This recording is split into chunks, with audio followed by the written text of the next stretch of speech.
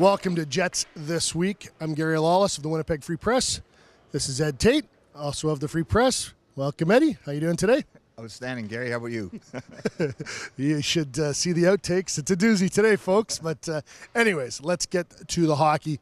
On Monday night, we got our first look at the Winnipeg Jets preseason version of them anyways.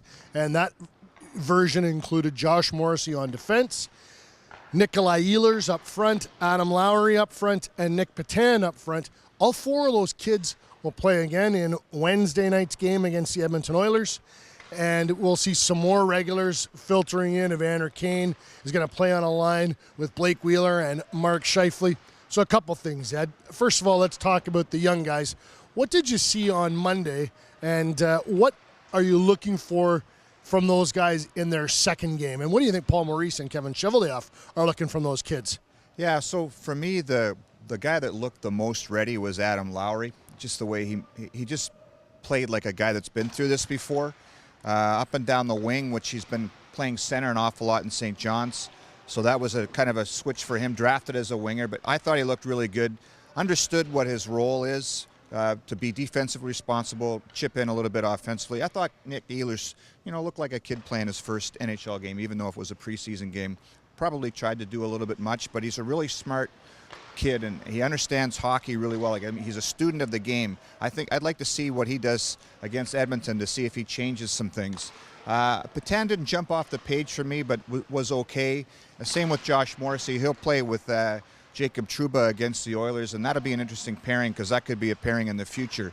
So all of them had their moments, but to me, the guy that looked most NHL ready, a guy that's going to still be pushing for a job with the big club, is Adam Lowry.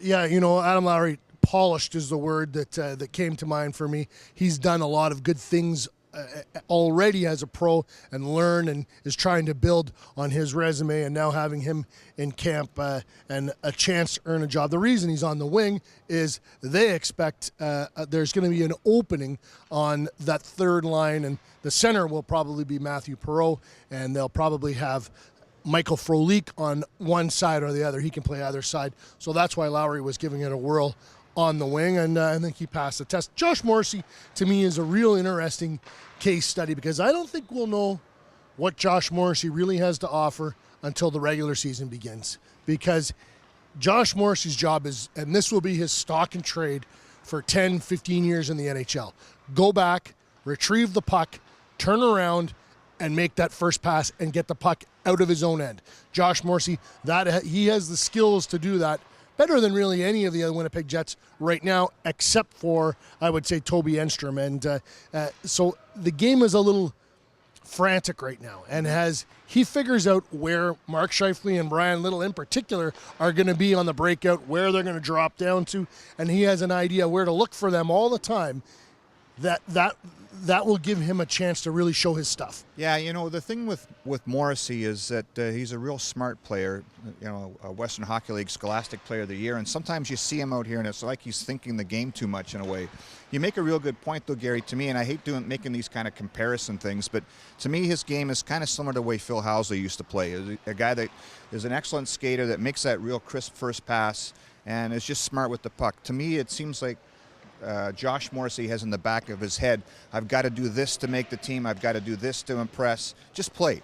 And I think as this preseason goes on, he's going to get another look. I think he'll start to look more comfortable. When that happens, then his game will look a lot more consistent. Now, Evander Kane is going to play with Scheifele and Wheeler. This is a line that I don't think we're going to see broken up, if at all, for a long time. Paul Maurice is going to give them a lot of rope to figure out if they can gel and be a good line. Yeah, so in the first 2-3 years here in Winnipeg, Evander Kane's played with a bunch of different centers. So I think, and we've always maintained that his game doesn't matter who's playing center, because he's the guy that's going to chip the puck off the boards and then go get it, use his speed to beat defensemen wide. But maybe pairing him now with Mark Scheifele and Blake Wheeler, having a consistent center, will bring the best out of Evander Kane. Maybe he becomes a 30, 35, 40. I know he's talking about 50 goal scorer. But I'm really intrigued by this line. It's a really interesting combination of skills. And we could be talking, we've always talked about Brian Little and Andrew Ladd and whoever's been on their other wing being the number one unit with this team, I think this is the potential to be their number one line going forward. What this can do, if this is a number one line that can produce, and we know Mark Scheifele is going to check too. Mark Scheifele plays 200 feet. It's a big part of what he wants to be.